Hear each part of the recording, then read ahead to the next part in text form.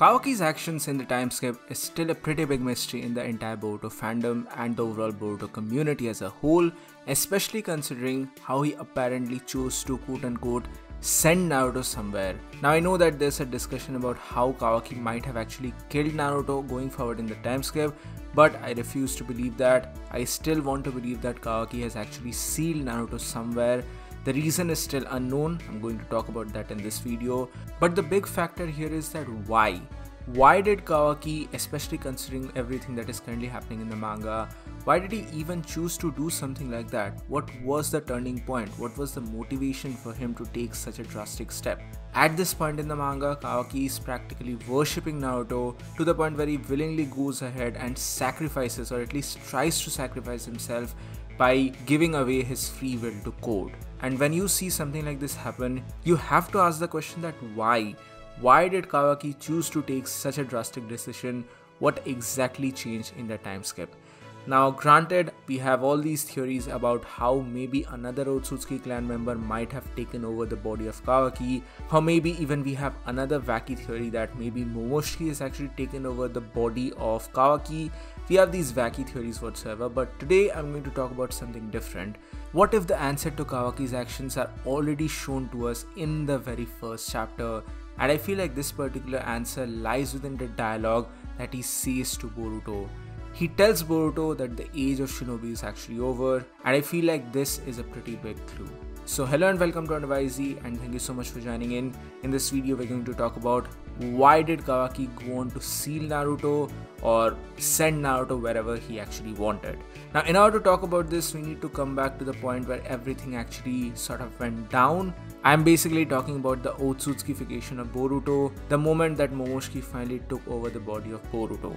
Now still at this moment in the manga, this is not a completed process. 80% of the Otsutsukification is done, only 20% is left, but basically the 5 great nations already know about this, and in the latest 5 Kage summit, a very difficult question was raised to Naruto that if something goes out of the hand, if Boruto is completely taken over by Momoshiki, will he be able to take the harsh decision of taking down his very own son? I feel like this statement coming from none other than Gaara was a very big foreshadow for the things which are about to happen in the future of the series, and it's something which feels very much in line with the tone of a series like Naruto, and it would just make the prophecy of Momoshiki even more relevant for a matter of fact, because things are going down not just for Boruto himself but rather for his father Naruto as well, because Naruto is currently in a dilemma. He has to choose for his village and the wellness of the entire world, and on the other hand there is the well-being of his son as well. This is not actually a very easy choice for him. So maybe what happens moving forward here is that Naruto does not actually have the will to properly take down his son, and this leads to some very untoward incident. I'm not really going in depth over this. Basically you have to understand here that maybe the Borushiki form invades some other village and causes some kind of a mass destruction, and that leads to a disagreement within the 5 Kage that why did Naruto not stop Boruto when he had the chance. There has to be some good writing obviously involved here. I'm just giving a basic overview of the theory of what might eventually happen, but as a result of all of this, the other Kages turn against Naruto, and not just Naruto but the entirety of Konoha as well. Sure, Naruto was once upon a time the savior of the entire world, everyone is aware of that, but still there's no 100% complete peace which has been achieved in the entire world. There's still resentment, there's still malice, there's still evil lurking around the shadows, which is pretty evident from some of the anime canon arcs as well. And in the midst of all of that, there's another person, another figure which is lurking in the shadows, and that is Amado. We still do not know the full extent of his capabilities and what this guy is actually capable of, who are his allies, what are his motives, etc. I've made a couple of videos about him in the past, you can watch them here, links in the description below, but basically what I want to convey here is that he is still a shady figure. So what if maybe he is doing some under the table dealings with the other Kages, with the other villages, and providing some sort of an information. I know at this moment it is hard for someone to believe that how can some other village betray Naruto, but hey, that's just the real world. If Kishimoto wants to properly display betrayal, then I feel like instead of showing Kawaki's betrayal, which would be very unrealistic at this moment because of his very recent attachment, I feel like a betrayal from the other Kages. I'm not talking about Gaara specifically here, but other, authoritarian figures, maybe some of the other heads, someone who is above the Kage, who is somehow influencing everything, and as a result, as a direct result of all of that, the other Kages, the other villages turn against Konoha and the entire blame is pinned upon Naruto. So far, Naruto's job as Hokage has been decent, but he has not really come up at a very tricky situation. So the future of the Boruto series might involve some maybe political power struggle, and that would be a good leeway into the current situation, because in the midst of all of that, Kawaki feels like he's helpless, and as a result of it, he blames himself. He feels like he was the cause of all of this initial trouble. Had he not turned up, Boruto would not have been burdened by Momoshiki, and as a result of all of these things, he tries to take the blame upon himself. He tries to have a calm demeanor, but things just couldn't work out. And as a result of all of these things, he lashes out, because after all, at the end of the day, he loves and practically worships Naruto. He tries to go to some of the other villages to just see what the hell is going on, and this basically makes things even worse when the other villages charge Konoha for sending a spy in the form of Kawaki to their villages.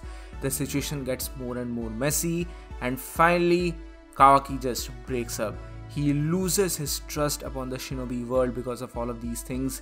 He has seen how much Naruto loves everyone, how much Naruto cares for everyone, and now seeing how the entire world is distrusting Naruto, is not trusting Naruto, and basically betraying Naruto, he's just done with everyone. And that's when he loses hope on the age of shinobi and on the world of shinobi as a whole. And finally, tying all of these things in an even worse situation, we have the arrival of a third Otsutsuki clan member. Now, I'll be making a video upon this very soon, but basically as a quick recap, I just want to say that the hints for a third Otsutsuki clan member to arrive are there throughout the entire series. I definitely feel like sometime around the time skip, a third Otsutsuki clan member is going to show up, and this would just make things even worse and even more trickier. And while all of this is happening, we already have the continuous hunt by Code and Ada. So in a dire situation like that, he just goes on to seal Naruto in an act of quote-unquote saving him. Because you have to remember here that the only way in which someone can escape the God Tree is if he or she remains in a separate dimension, in a different dimension. So maybe he can tap into some sort of a Otsutsuki dimension and thereby try to save Naruto by sealing him in a separate Otsutsuki dimension, while all the different shenanigans are currently happening on Earth, the betrayal by the other Kages, the appearance of a new Otsutsuki member, and the God Trees, maybe revival or whatever. So in the midst of all of these things, he has sent Naruto to a separate plane of existence. He has given up hope on the age of shinobi, and now he is finally fighting down Boruto because Boruto is opposing his ideals. This is sort of a form of tough love, and at this point basically his love and admiration for Naruto has made him crazy to the point where he is not able to tell what is right and what is wrong.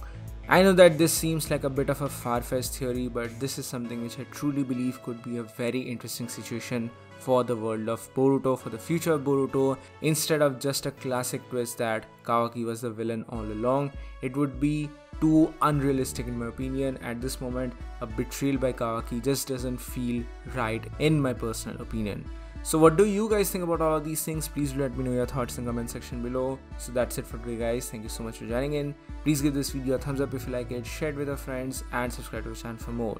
I'll see you all on the next one, but in the meantime, join the channel membership for some very cool perks and features, and join the Discord server for more. Thanks.